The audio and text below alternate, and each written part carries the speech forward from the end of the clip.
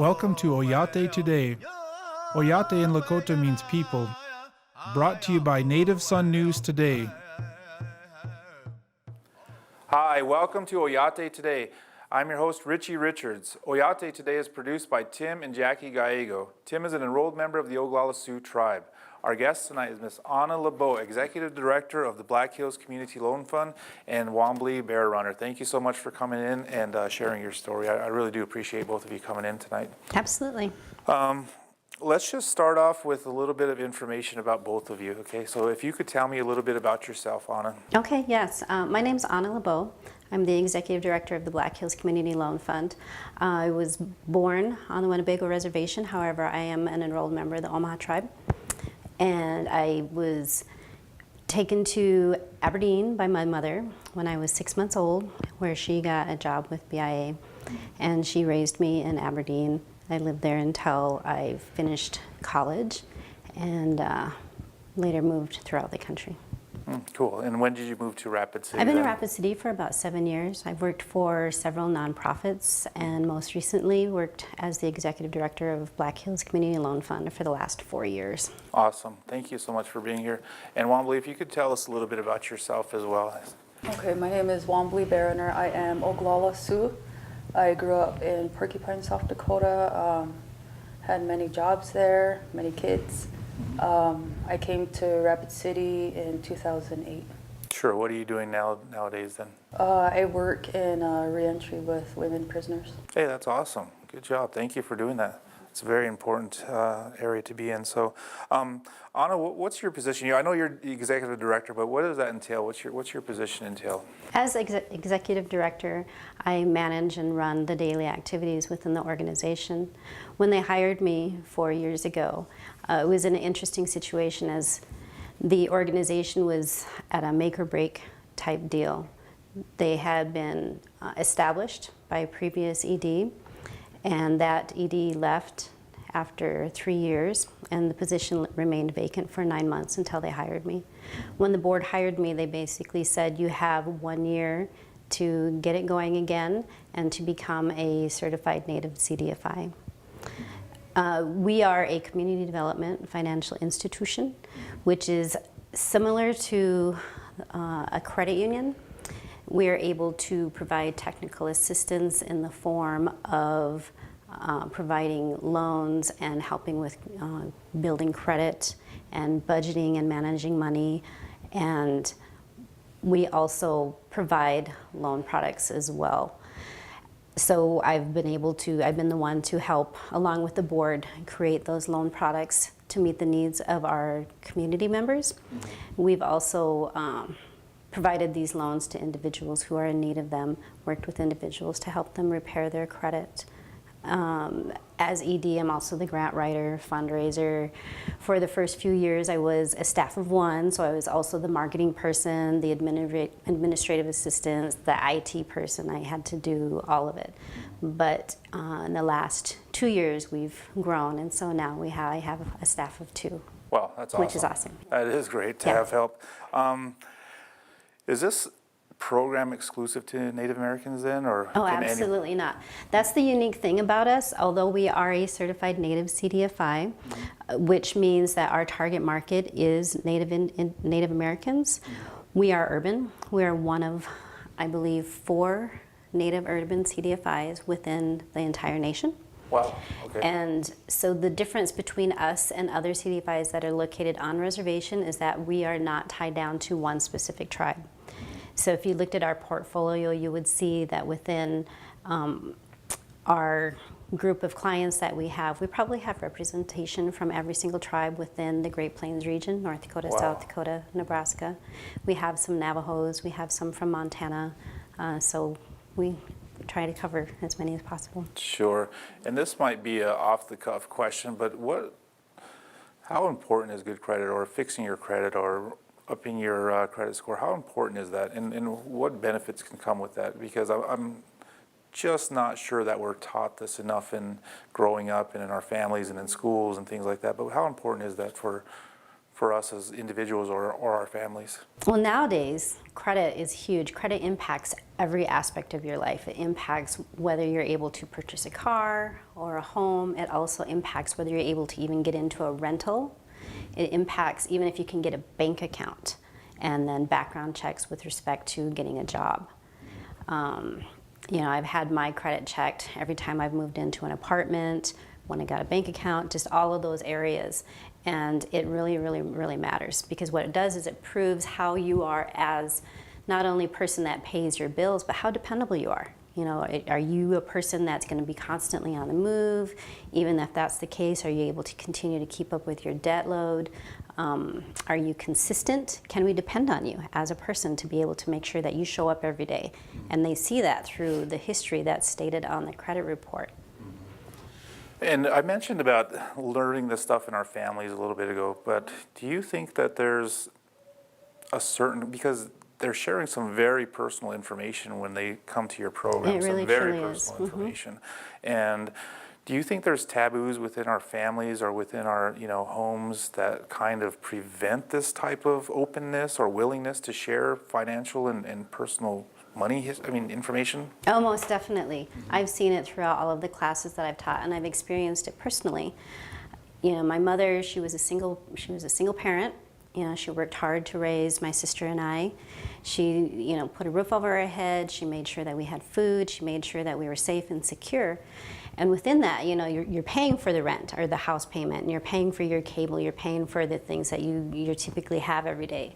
And I do recall asking her at one point in time, well, how do you do this? You know, how do you pay the bills, or how are you paying for this cable TV and our house, and, you know, how much money do you make? And I was basically told it was none of my business, that it was impolite to ask about money. And so that was the thing I was taught.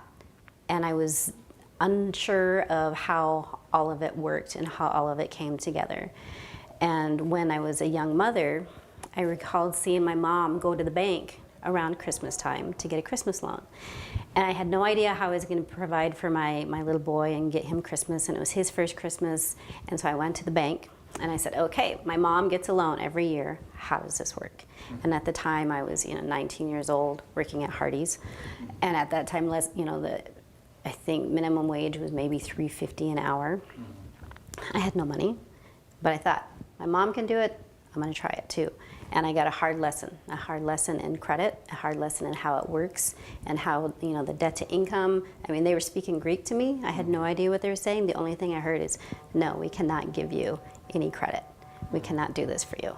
And so I got the first no, and I had to move on, and I had to learn how to eventually manage my own credit. So that was probably pretty heartbreaking then. It was really hard. I had no idea how I was going to provide for my little boy and be able to provide for his first Christmas and be able to move on. Sure. And Wambli, you came on because you're kind of a success story for this program. How did you hear about the Black Hills Community Loan Fund then? I seen a paper advertisement in a hospital when I went in right in the elevator. There was a paper advertisement for a financial class. So I was really interested in that, and I needed to rebuild my credit. And so I contacted the number that was on it, and it was Anna's information, and that's how I met Anna, was when I called and asked to sign up for the financial skills class. What was kind of a push or a deciding factor in your life to get in touch with Anna, or to look into your own credit and wanting to improve that? What was kind of going on so you said, I need to improve? Living off the reservation and moving here to Rapid City, I was told no a lot. It was based on my credit score, and it was like an eye opener. And I realized that I mismanaged my money growing up, and I needed to really build on my credit. And so that's why I became interested in that. Do you think being a part of this program kind of made you more of a responsible person then, as far as wanting to get those bills in on time and pay for this and that?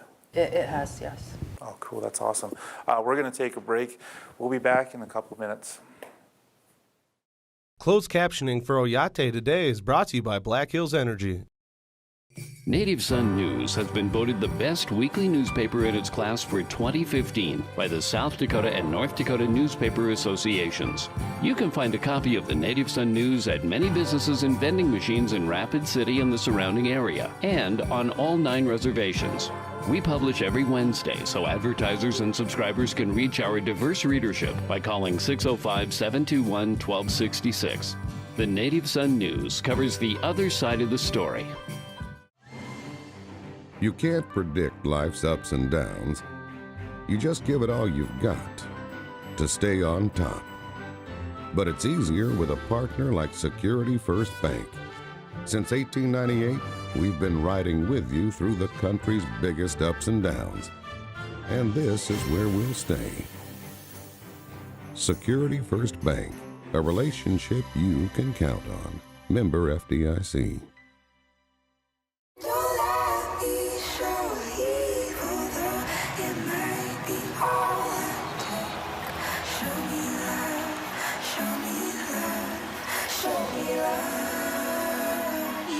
I got a crick in my neck, limp in my step, cramping in my muscles every time I try to flex. But I was scared of that I could do was remember you. You know I usually say no, but if you throw me love, I'll feel it some more.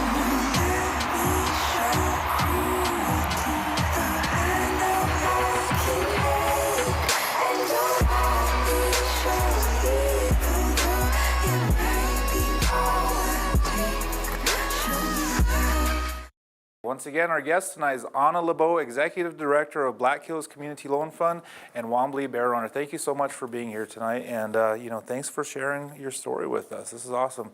I guess I had a question for you, Anna, that just popped up in the last few seconds here. But are you like a bank? Is this program like a bank then, or? I started saying that previously. We are similar to a credit union in that we are able to provide that assistance that I mentioned.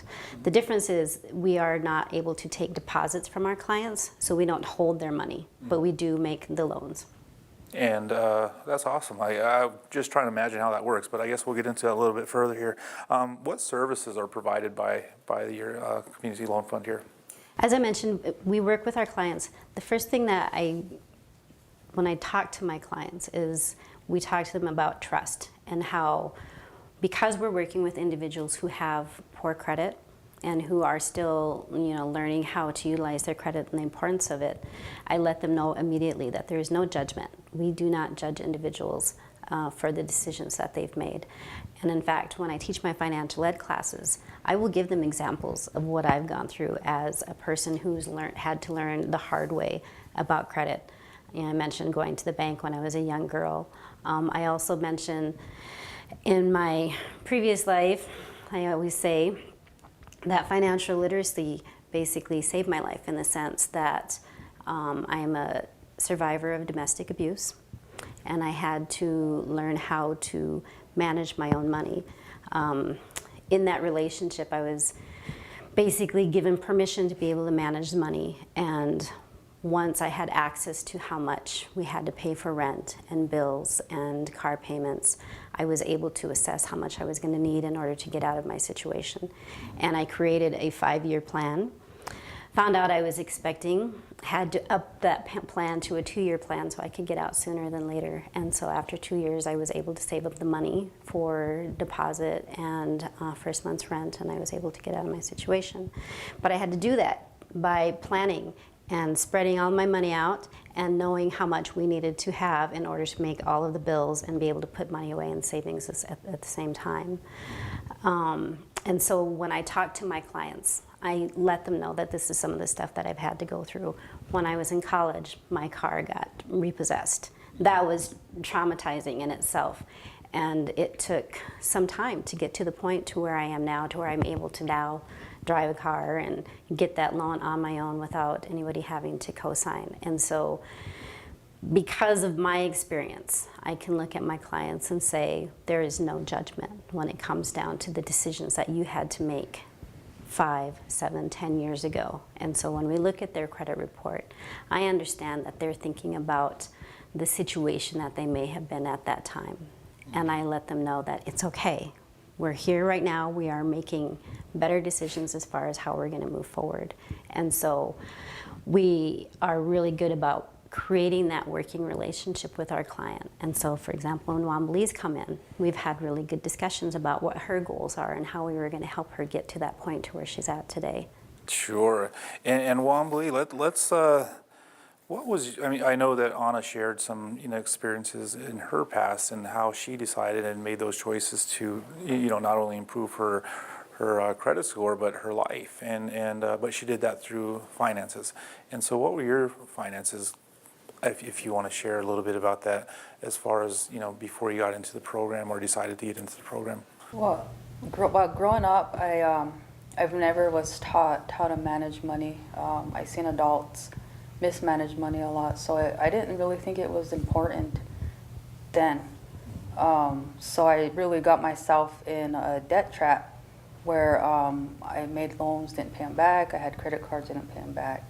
I lost cars to repossession, and it still didn't click that credit is really important until I lived off the reservation and I realized that I really need to rebuild my credit. So when I got into got with Anna, she really mentored me in getting back on track. Earlier you had mentioned that you had gotten a lot of no's when you moved to Rapid City. What were those no's, I guess, that you had received here in town? Renters. Renters? Yeah, they did background checks. Even certain jobs do credit checks too. And trying to find a reliable vehicle was really hard too. Reliable vehicle is a very good point. I appreciate you saying that. Tell me about your loan products, Anna, that you have available. So when they created Black Hills Community Loan Fund, they created it with the idea that we were going to help individuals get into their own homes. And so the products they created were designed around home ownership. So with home ownership, we have our down payment and closing cost loan. We also have products for mortgages and then rehab and repair for a home. And so that's for our home ownership portion. Our newest product that we have, we just got into entrepreneurship within this last year. Wow. And so we have small microloans up to $50,000 to help with small business. That's amazing. Is there a website or somewhere we can send some traffic? And Yes, what our is the website is bhclf.org, which stands for the Black Hills Community Loan Fund. Are you guys on any social media or anything as well? We have a Facebook page as well. Cool. And then where are you located at here in town? We're downtown, actually. We are above the Staple and Spice store. That's a great place. That's a good location down there. Who's your target market then? I know you had mentioned Native Americans, but who are you? Yeah, our target market is, because we're urban, we're not only for Native Americans, we are for any individual that is lower to moderate income individuals and families. And so just give me an idea of how this works, because you do a 6-hour class, I understand. And what's that is that kind of like the beginning point for people So then? every person that comes into our office, if they're wanting to have a loan, we let them know that they do have to take our financial education class. We have a curriculum that's designed for Native Americans. It was created through the First Nations Owista Corporation, and it's called Building Native Communities, Financial Skills for Families. It is a 6-hour class where we work with individuals to discuss the idea that credit isn't a non-Indian thing. As Native Americans, it's in our blood to be planners. For example, I'm Omaha. We are an agricultural society. So back in the day, as our 7 clans that we had, within each clan, the elders would come and divvy out seeds to each clan. From there, the clans would divvy out seeds to each one of their family members. And that's how they would have to feed their family throughout the entire year. And so what we do within our class is we have our individuals, our participants, think about where they came from and how, as a member of a tribe, or even as a non-Indian, think about where your grandparents came from. What did they do? How did they help your family as far as taking care of them throughout the year? Not necessarily financially, but to make sure that they were living a good life. And so by applying that thought process to it, it changes the idea of money and kind of helps remove a little bit of that taboo. And it gives them an idea of, okay, this has been going on for centuries, so therefore we just need to, instead of corn, we're now working with money. Modernize it and bring it today. We're going to take a break. We'll be back after a short break.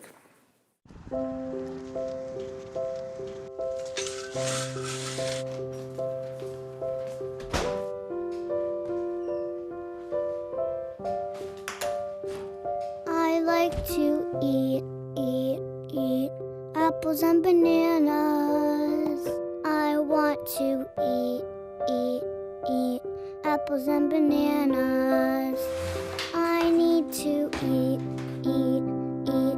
apples and bananas.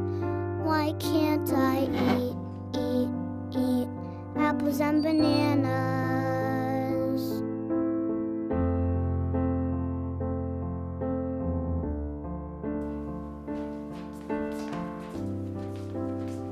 Support the Feeding America nationwide network of food banks to help provide meals to those in need.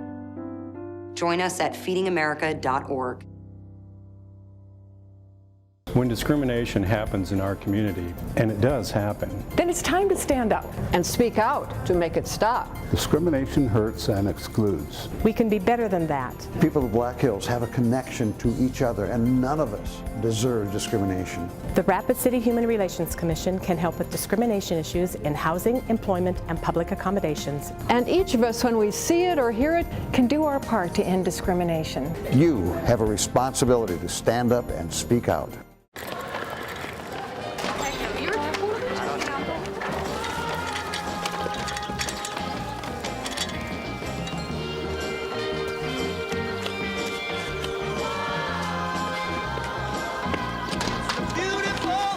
Thank you.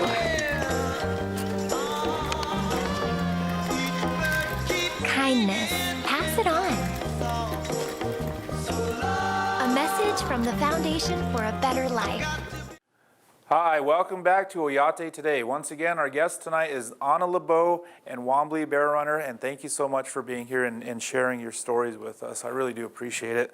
Wambli, how did you and your family kind of make this program work for you? Were there sacrifices that you made? Were there things and struggles that you had to kind of go through to make this kind of a decision and make your family's life and your financial life better? Well, getting my finances in order, we did have to make a little sacrifice. Money was really tight. Mm-hmm. There's a lot of, like Anna said, guilty pleasures that we had to go without. You know, going out in restaurants, doing family outings was really expensive. Even buying clothes for my children was really tough. I had to become resourceful. I had to utilize food banks. I utilized, the secondhand stores. My children wore a lot of secondhand clothes. My car wasn't really reliable. It wasn't new. Mm-hmm. So having to try to rebuild credit and work towards that was really tough, of getting back and forth with transportation. We had it was just a real big struggle trying to get this far. How long was that process for you then? I know that you had made the call, you were in the elevator, you made the call, you got in touch with Anna, you went through the class, I assume, and you did all of this thing. So how long was that process for you until you feel like you were able to make that loan or get that car, whatever the case may be? How long did you kind of go through? I just wanted to... 3 years. 3 years, yeah. Wow. To get where I'm at right now. When I met Anna, I went through the classes with Anna, and she helped me pay off my credit loans. Mm-hmm. I got a consolidated debt loan with her, and I paid off most of my derogatory creditors on my credit report. And I waited 3 months, and I seen it come off on my credit report, and I thought, you know, I'm going to open up a credit card and try it, and I was approved for a credit card.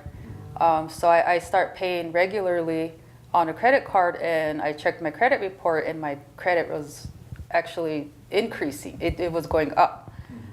So I thought, hey, I'm gonna open up another credit card account and see what, you know, happens. And it worked for me. And my credit, I could see my credit improving, but it took about 3 years for me to get to where you are now. Yeah, to get at that point where when people could say, hey, yeah. And where are you now then? What have you done since doing this and improving your? Well, with my job, I'm in a really good place right now. My partner and I were able to become homeowners. Wow. It was a really scary step, but we are now homeowners. Awesome. We now have a really good vehicle for my children to, you know, go back and forth. I pay regularly on my credit card accounts. I'm able to open up new accounts with stores where my kids actually have new clothes now. Isn't that something? Yeah, it's not used yet. Yeah, that's amazing. Congratulations. That's awesome. Thank you for sharing that. That's pretty amazing in 3 short years. Imagine that. Yeah. Anna, how many clients do you have currently then, and how many have you helped, I guess, in the time that you've been with them? Do you kind of have a number like that? Our portfolio, I think, is around 30 individuals that we've made as far as our loans. And a lot of them are the credit builder loans and the consolidated debt loan, because that's typically the first step when it comes down to working with individuals and their long-term goals with respect to starting a business or owning a home. We look at, well, let's look at these beginning stages with respect to your debt, and let's figure out how we can get that cleaned up so you can get a better credit score, so you can get a better interest rate when you make those larger purchases. And I guess my other question would be, what's one of the biggest fears that you come across? I mean, people come in here, I'm sure they're a little timid, a little shy, a little scared, a little, you know, yeah, there's a lot of shame when it comes down to reviewing their credit. And as I said, I let them know that there's no judgment. And so we just look at their credit report and we just start tackling it one thing at a time. And as long as they're seeing those little goals, and those are little wins for each one of our clients. As I stated, we have a client base of about 30. As far as our credit classes that we've done, we've probably helped anywhere between 50 to 75 individuals. I want to thank you, Anna, for the program and the work Absolutely. you're doing and everything that you're doing for our community. It really means a lot. And for you, the sky's the limit. It sounds like you're doing awesome, so keep up the great work. I want to thank our producers. I want to thank our sponsors. I want to thank Prairie Edge for hosting our show tonight. And I want to thank you for making Oyate Today a part of your night. You've been watching Oyate Today, brought to you by Native Sun News Today.